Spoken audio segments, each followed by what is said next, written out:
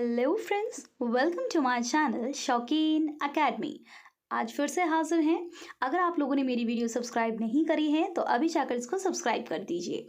चलिए स्टार्ट करते हैं। NIOS का ब्लॉक नंबर 506, जिसमें हम पढ़ेंगे आज ब्लॉक 1 यूनिट नंबर 3 भाषा शिक्षण के बारे में आज हम डिस्कस करेंगे। चलिए स्टार्ट करते हैं। प्रथम भाषा अर्जन। हमारी जैविक संरचना हमें भाषा अर्जन की व्यापक क्षमता मुहैया कराती है। जैसा कि परिवेश हमें आवश्यक और उपयुक्त माहौल उपलब्ध कराता है, भाषा के अर्जन में प्रकृति और परिवेश दोनों का बहुत ज़्यादा महत्व है। ठीक है, ये नहीं कि अगर प्रकृति दी थी तो बच्चों को भाषा आ जाएगी, या फिर सिर्फ परिवेश दिया तो उसे भाषा आ जाएगी। नो, दोनों की दोनों चीज़ें बहुत ज़्यादा इंपॉर्टेंट है भाषा के अर्जन में। कौन कौन सी? एक है प्रकृति और दूसरा है हमारा परिवेश। उन दोनों की ही अपनी एक भूमिका है। प्रथम भाषा अर्जन में देखा होगा आपने, छोटे बच्चे उनको हिंदी भी बहुत अच्छे से आ जाती है, अगर वो अंग्रेज हैं तो उनको इंग्लिश बहुत अच्छे से आ जाती है। ठीक है, अब बात करते हैं भाषा के लिए मानव शरीर की जैविक अनुकूलता। ठीक है, बोलना, ध्वनियों के उच्चारण में हमारा जो फेफड़ा है, स्वर यंत्र है, ग्रसनी है, मुंह की महत्वपूर्ण भूमिका होती है। क्यों? क्योंकि बोलने के दौरान ना हवा इन्हीं अंगों से बाहर निकलती है। दूसरी विशेषता ये भी है कि एक वयस्क मानव का स्वर यंत्र वयस्क चिंपैंजी या 3 महीने के मानव शिशु के स्वर यंत्र से नीचे स्थित होता है। ठीक है, ये एक विशेषता है। ये देखिए फ्रेंड्स, मैंने इसके अंदर वर्णों के उच्चारण स्थान का भी पूरा एक पिक्चर लगा रखा है। आप इसको अच्छे से देख सकते हैं, स्क्रीनशॉट ले सकते हैं इसको। कई बार ये पेपर के अंदर आ जाता है, पूछ लेते हैं कि व जो है कहाँ से निकलता है, त वर्ग कहाँ से निकलता है, कंठ तालु से कौन सी वो निकलती हैं। तो ये वर्णों के उच्चारण स्थान आपको टिप्स पे होने चाहिए फ्रेंड्स। ठीक है, बात करते हैं आप समझने की। भाषा समझने के लिए मानव मस्तिष्क बहुत ही अनिवार्य अंग है। सोचिए आपका दिमागी ना हो तो कैसे समझोगे, राइट? अन्य बहुत से जानवरों की तरह मनुष्य का मस्तिष्क भी 2 भागों में बटा हुआ है। एक होता है हमारा निम्न भाग जिसको मस्तिष्क बोलते हैं, दूसरा होता है उच्च भाग जिसको हम सेरेब्रम बोलते हैं, यानी कि प्रमस्तिष्क। जो ये प्रमस्तिष्क है ना, हालांकि जीवन के लिए जरूरी नहीं होता, लेकिन जीव को उसके परिवेश से जोड़ने में बहुत ज्यादा सहायता करता है। ये 2 भागों में बटा हुआ है, एक है लेफ्ट हेमिस्फेयर और दूसरा है राइट हेमिस्फेयर।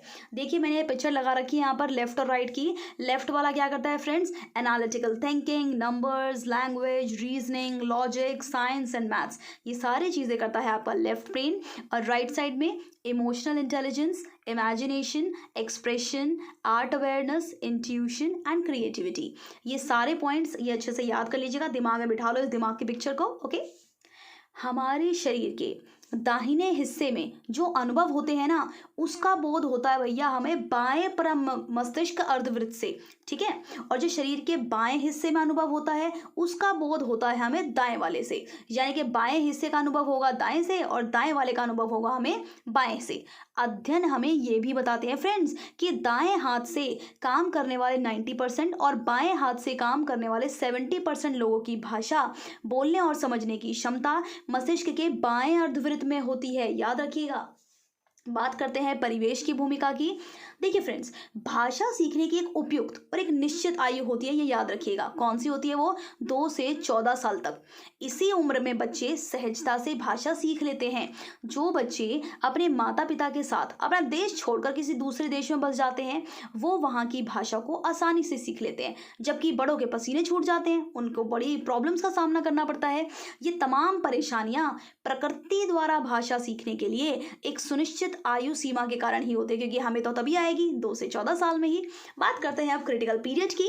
भाषा सीखने में क्रिटिकल पीरियड के महत्व का पता इस बात से भी चलता है कि अगर किसी बच्चे को मस्तिष्क के बाएं पर मस्तिष्क की अर्धवृत्त में चोट लग जाती है तो उससे उत्पन्न जो भी भाषा संबंधी उसके दोष होंगे ना, वो जल्दी से दूर हो जाते हैं। जबकि एक वयस्क को अगर यही वाली प्रॉब्लम हो जाए तो उसको उभरने में पूरा जीवन लग जाता है। कहने का मतलब यही है कि जब भाषा सीखने की उपयुक्त अवस्था गुजर जाती है तो मस्तिष्क भी क्या है, धीरे धीरे भाषा सीखने की प्राकृतिक क्षमता खो देता है। और वो कौन सी एज है? 2 से 14 साल है फ्रेंड्स। बात करते हैं भाषा सीखने की अवस्था। गोइंग, बैबलिंग, एक शब्द की अवस्था, 2 शब्द की अवस्था और लंबे कथन। एक शब्द की अवस्था को बोलते हैं हम हेलोफ्रेस्टिक अवस्था और 2 शब्द की अवस्था को बोलते हैं हम टेलीग्राफिक स्पीच। इनको डिस्कस करते हैं हम। फर्स्ट हमारा कोइंग और गोइंग। 6 सप्ताह के आसपास बच्चे कोइंग और गोइंग कर देते हैं। आरंभ में ये ध्वनियां स्वरों के गुच्छे जैसे ऊ, ई की तरह लगती है। 4 महीने के आसपास इन स्वर गुच्छों के आरंभ में व्यंजन ध्वनियां भी जुड़ जाती हैं। वो बहुत हद तक ऐसी फील आती है, कू गू, इस तरीके की साउंड हमें सुनाई देती है कोइंग और गोइंग के अंदर। बात करते हैं बैबलिंग की। 6 महीने के आसपास बच्चा बैठना शुरू कर देता है, तब वो बैबलिंग करने लग जाता है। इस अवस्था में गी कक्का कक्का, मम्मा मम्मा, ऐसे ऐसे जो है बच्चे उच्चारण करने लग जाते हैं। ठीक है, आपने देखा होगा बच्चों को किस तरह से वो मांगते हैं, कक्का, मम्मा, पापा, ऐसे ऐसे वर्ड्स को वो यूज करते हैं। नेक्स्ट आता है फ्रेंड्स, बहुत important paper point of view से, हेलोफ्रेस्टिक अवस्था। 1 साल के आसपास बच्चे पहली बार ऐसे शब्द बोलते हैं जिन्हें पहचाना जा सकता है। इनमें से बहुत सारे शब्द ऐसे होते हैं जिन्हें वे अपने आसपास सुनते हैं, जैसे मामा, पापा, दीदी आदि। इस अवस्था में वो नाक खत्म, दे दो, मुझे दे दो, इस टाइप के वर्ड्स जो है वो बोलना शुरू कर देते हैं। इसी अवस्था को हम बोलते हैं फ्रेंड्स हेलोफ्रेस्टिक अवस्था। ठीक है, क्योंकि इसमें एक शब्द का प्रयोग एक पूरे पद या वाक्य के रूप में किया जाता है। उदाहरण के लिए बच्चे को पानी चाहिए, क्या बोलेगा, मम्मम, बस। ठीक है, हेलोफ्रेस्टिक अवस्था में क्या होता है फ्रेंड्स, इस अवस्था में बच्चे अति सामान्यकरण के कारण गलतियां करते हैं। जैसे कुत्ते को बोलेंगे वो अति सामान्यकरण करते हुए हर चौपाई जानवर को बोलेंगे कुत्ता। ठीक है, नेक्स्ट बात करते हैं टेलीग्राफिक स्पीच की। 1.5 साल की आयु तक बच्चे के आसपास सामान्यतः 50 शब्दों की एक सक्रिय शब्दावली हो जाती है और वह 2-2 शब्दों को एक साथ रखना शुरू कर देता है, जैसे दूध नहीं, खाना नहीं, खत्म, बॉल दे दो, इस टाइप के वर्ड्स। हालांकि इन शब्दों के अर्थ एक शब्द की अवस्था में प्रयुक्त शब्दों के अर्थ के समान ही होते हैं, लेकिन बाद में इस अवस्था में बच्चा नए अर्थ वाले शब्दों का प्रयोग भी करने लग जाता है। किसके अंदर, हमारी टेलीग्राफिक स्पीच के अंदर। ओके, इस अवस्था में बच्चों की अभिव्यक्ति से उनकी घरेलू भाषा की वाक्य संरचना झलकने लग जाती है फ्रेंड्स। इसी अवस्था को हम बोलते हैं टेलीग्राफिक स्पीच। क्यों? क्योंकि इसमें प्रयुक्त वाक्य टेलीग्राफिक संदेश की तरह केवल मूल शब्दों से निर्मित होते हैं, जैसे दूध, मम्मा, खाना, पापा, मारा आदि। इसमें प्रकार्यात्मक शब्दों जैसे ने, को, है आदि, या फिर बहुवचन बनाने वाले प्रत्यय जैसे या, ओ, इया आदि का प्रयोग नहीं होता है। ठीक है, इस अवस्था में बच्चे अनुकरण करने लगते हैं और बड़ों द्वारा बोले गए वाक्यों को छोटा करके बोलते हैं। जैसे हम बोलेंगे कि मैं घूमने जा रहा हूं, तो बच्चा क्या बोलेगा, घूमी जा, इस टाइप से। ठीक है, बात करते हैं हम नेक्स्ट टॉपिक, द्वितीय भाषा अर्जन या फिर उसका अधिगम कैसे होता है फ्रेंड्स। चलिए डिस्कस करते हैं। प्रथम एवं द्वितीय भाषा अधिगम में भेद। सबसे पहले भाषा अर्जन और भाषा अधिगम, इन दोनों के अंतर को समझ लिया जाए। भाषा अर्जन से तात्पर्य स्वाभाविक संप्रेषण परक स्थितियों, यानी जैसी स्थिति हमें घर पर भाषा सीखने के लिए उपलब्ध होती है, में भाषा का प्रयोग करते हुए उसमें भाषिक क्षमता के विकास से है। तो बहुत ईजी है भाषा अर्जन, जैसे छोटा बच्चा घर में रहकर भाषा सीख रहा है। दूसरी ओर भाषा अधिगम से तात्पर्य क्या है, किसी भाषा के नियमों और शब्द भंडार को औपचारिक रूप से किसी क्लास में बैठकर सीखने से है। ठीक है, तभी उसका उसी भाषा क्षमता का विकास होगा। भाषा अर्जन का मतलब ही है भाषा को अप्रत्यक्ष, अनौपचारिक और स्वाभाविक रूप से सीखना। द्वितीय भाषा में क्षमता बढ़ाने का तरीका भाषा अधिगम है, ना कि भाषा अर्जन। क्योंकि मान लो उसको हिंदी जो है मातृभाषा है और आराम से उसको घर में बोल रहा है, लेकिन इंग्लिश तो उसको भाषा अधिगम के द्वारा ही मिलेगी, क्योंकि घर में उसको इंग्लिश कोई नहीं बोल रहा है। ठीक है ना, उसको सुनाई दे रही है इंग्लिश, राइट। द्वितीय भाषा सीखने में कैसे मदद करें भाई, बहुत इजी आंसर, बोधगम्य सामग्री उपलब्ध कराना। अब आप पूछेंगे भैया बोधगम्य सामग्री क्या है, इससे तात्पर्य ये है कि उस भाषा का प्रयोग किया जाए जिस भाषा को समझने में बच्चे सक्षम हैं और जो उनके लिए चुनौतीपूर्ण भी हो। उदाहरण देखिए फ्रेंड्स, यदि आपकी कक्षा में विद्यार्थी अंग्रेजी के कुछ शब्दों को जानता है तो बोधगम्य सामग्री का मतलब होगा कि इन शब्दों का प्रयोग वाक्य में किया जाए जो उनके लिए अर्थपूर्ण हो। अब आप बोलोगे कि अब ये कैसे करेंगे, ठीक है, एग्जाम्पल देख लो भैया।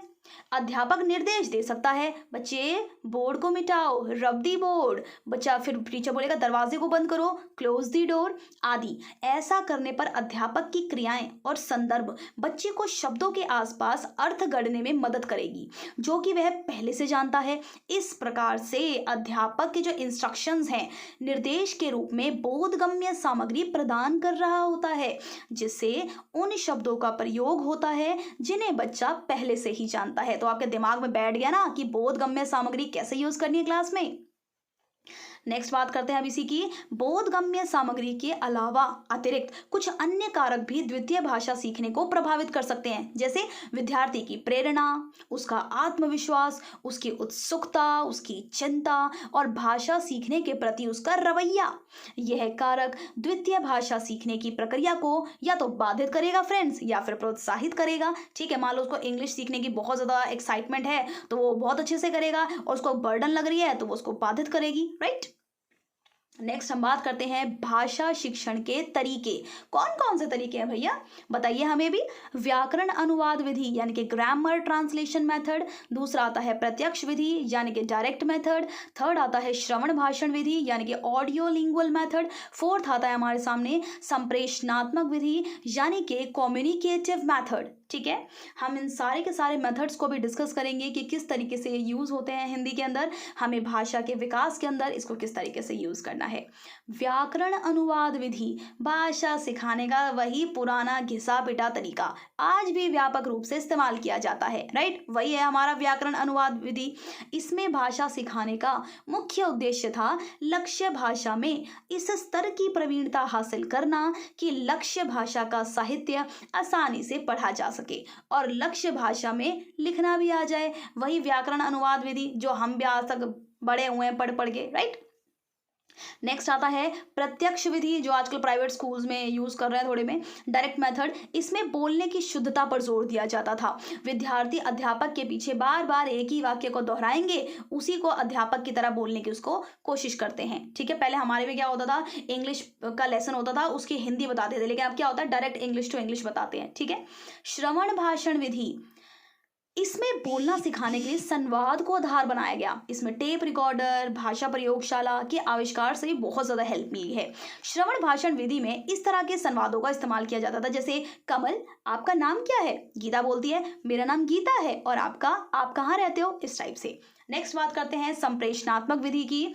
इसके अंदर क्या होता है फ्रेंड्स, समाज भाषा विज्ञान ने यह स्पष्ट कर दिया कि भाषा को सीखने का मतलब केवल भाषागत संरचना को ही सीखना नहीं है, बल्कि संदर्भ के अनुसार उपयुक्त भाषा का प्रयोग करना सीखना है, राइट। स्वाभाविक है कि इस सोच से प्रभावित भाषा सिखाने के तरीकों में संप्रेषण का संपूर्ण संदर्भ आधार बना। इस तरह के सिखाने के तरीके जैसे कि रेलवे स्टेशन पर, डॉक्टर के यहाँ पर, इस टाइप से जो लेसन होते हैं।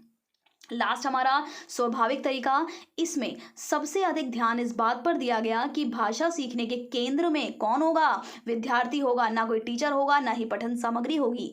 कई शोधों से यह भी स्पष्ट हुआ कि गलतियां करना भाषा सीखने की राह में आवश्यक पड़ाव है और गलतियां होना बहुत जरूरी है, इसी से सीखने की प्रक्रिया की ये द्योतक है। चलिए फ्रेंड्स, आते हैं अपनी प्रश्नावली के ऊपर। बहुत मेन क्वेश्चन है इसके अंदर।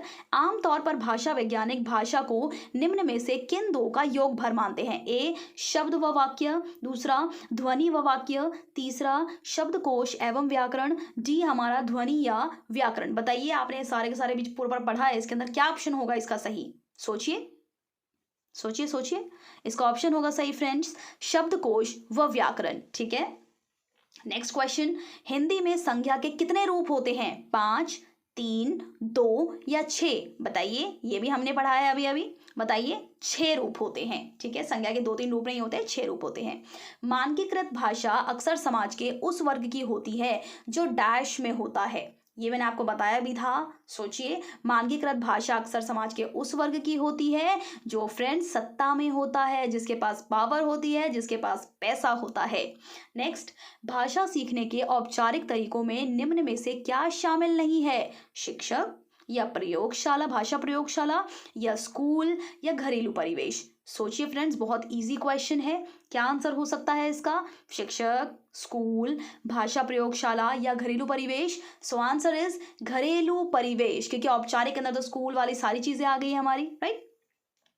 नेक्स्ट बात करते हैं, भारत में कितने भाषा परिवार हैं फ्रेंड्स? 3, 4, 5, 6। 3, 4, 5, 6। ऑप्शन इज करेक्ट 4, यानी कि 4 भाषा परिवार हैं। नेक्स्ट क्वेश्चन, संविधान के किस भाग में भाषा संबंधी प्रावधानों को रखा गया है? 17, 18, 19 या 20? बोलिए, कौन से भाग में रखा गया है? भाग नंबर 17 के अंदर रखा गया है। नेक्स्ट क्वेश्चन, किस अधिनियम के तहत अंग्रेजी को हमेशा के लिए सह राजभाषा का दर्जा दिया गया है? ये याद होना चाहिए, ये सारे क्वेश्चन बहुत ज़्यादा इंपॉर्टेंट है पेपर पॉइंट ऑफ व्यू से। 1963 के ऑफिशियल लैंग्वेजेस एक्ट द्वारा इंग्लिश को हमेशा के लिए सह राजभाषा का दर्जा दिया गया। जायसी की पद्मावत किस भाषा में लिखी हुई है? ब्रिज भाषा, अवधी भाषा, मैथिली भाषा या फिर हिंदी भाषा? सोचिए, जायसी की पद्मावत कौन सी भाषा में लिखी गई है? आंसर इज अवधी भाषा में लिखी गई है जायसी की पद्मावत फ्रेंड्स। 1813 में अंग्रेज जब भारत आए थे तो उनके द्वारा आरंभ किए गए प्राथमिक स्तर के स्कूलों में शिक्षण का माध्यम क्या था? ए अंग्रेजी, बी हिंदी, सी हिंदुस्तानी या डी स्थानीय भाषा? सोचिए, कौन सी भाषा थी? स्थानीय भाषा फ्रेंड्स। अच्छे से रट्टा मार लो सारे क्वेश्चंस का। नेक्स्ट क्वेश्चन, प्रमस्तिष्क कितने अर्धवृत्त में बटा होता है? 1, 2, 3 या 4? 1, 2, 3 या 4? Answer is 2। 2 भागों में बटा होता है, लेफ्ट हेमिस्फेयर और राइट हेमिस्फेयर में। नेक्स्ट क्वेश्चन, माता पिता बच्चों द्वारा बोले जाने पर किस तरह की गलतियां सुधारते हैं? व्याकरण संबंधी, वाक्य संबंधी, सत्यता संबंधी या अनुकरण संबंधी? सोचिए सोचिए, कौन सी? वाक्य संबंधी गलतियों को सुधारते हैं उनके माता पिता। ठीक है। नेक्स्ट क्वेश्चन, बच्चे अति सामान्यकरण किस अवस्था में करते हैं फ्रेंड्स? गोइंग, गोइंग, बैबलिंग में, एक शब्द की अवस्था में या फिर 2 शब्द की अवस्था में? सोचिए, कौन सी अवस्था में करते हैं अति सामान्यकरण, जिसके अंदर वो चौपाए जानवर को कुत्ता बोलते हैं? एक शब्द की अवस्था में, यानी कि हेलोफ्रेस्टिक अवस्था के अंदर। ठीक है। नेक्स्ट क्वेश्चन, सामान्यता अर्जन द्वितीय भाषा में किसकी शुरुआत करता है? अभिव्यक्ति की, अधिगम की, स्वयं संशोधन की या सही गलत की जांच की? क्या होगा इसका आंसर फ्रेंड्स? इसका आंसर होगा फ्रेंड्स अभिव्यक्ति। अर्जन द्वितीय भाषा में किसकी शुरुआत करता है? अभिव्यक्ति की। Pin drop silence, change of heart, each and every जैसे पदों का अस्तित्व कहाँ की अंग्रेजी में है? देशज अंग्रेजी में या भारतीय अंग्रेजी में, अमेरिकी अंग्रेजी में या ऑस्ट्रेलियाई अंग्रेजी में? सोचिए, कौन सी अंग्रेजी में है? भारतीय अंग्रेजी में है फ्रेंड्स ये वाले words, pin drop silence, change of heart, each and every.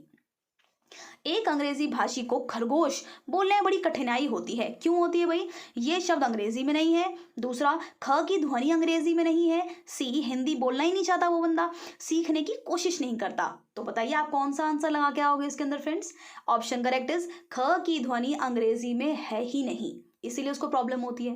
Next question, प्रत्यक्ष विधि में किस चीज पर जोर रहता है? संवाद पर, संदर्भ अनुसार उपयुक्त भाषा प्रयोग पर, विद्यार्थी पर, बोलने की शुद्धता पर? तो इसका आंसर होगा फ्रेंड्स बोलने की शुद्धता पर। तो आज के लिए बस इतना ही, ये सारे के सारे हमने पूरी यूनिट डिस्कस करी है। Thank you friends, thank you for watching my video. Please subscribe, like and share. अच्छी लगी तो इसको सब्सक्राइब कर दीजिए, लाइक कर दीजिए और शेयर कर दीजिए।